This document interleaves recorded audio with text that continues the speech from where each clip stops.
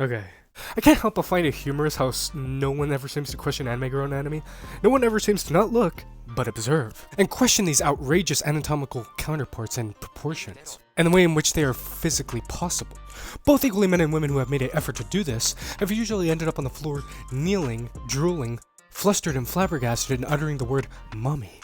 I, though, will not be swayed, moved, or collared by these voluptuous women.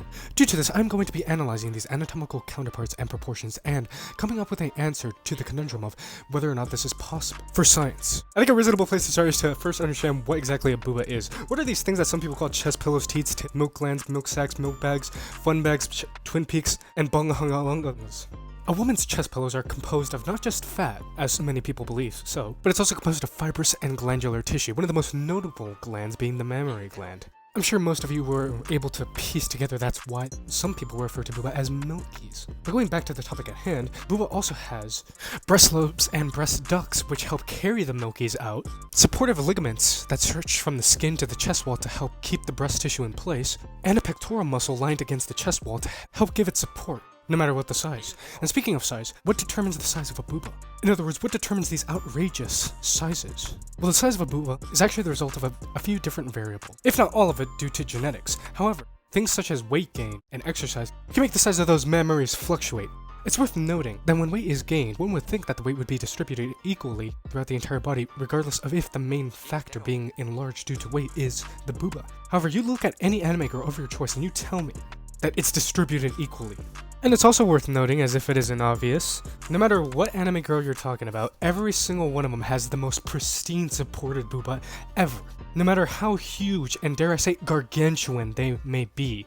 They could have gravity-defying booba, which that's a topic for a whole nother video, and the most petite of bodies and no one would ever even question it. Completely oblivious to the fact that when weight is gained and it's transferred largely to the booba, collagen and fiber starts to tear, causing the booba to be more flaccid. But notice how not a single anime girl suffers from this problem.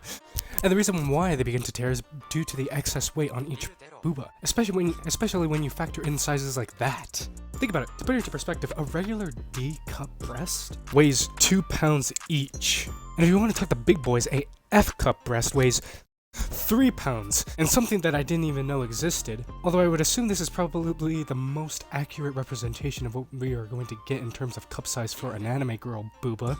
A K-cup weighs 7 pounds each. These are all approximations, but even then, you can only imagine the inconvenience it must be to have these. Let it be known that I am not a woman. However, due to what I've heard from women and sources that I had to look up for this video, would leave me with the impression that having anime boob sizes would absolutely, positively, 100%, undoubtedly, would be grueling, dare I say, miserable. There is no way in hell they would be able to keep their back as straight as they do chest pillows of that size.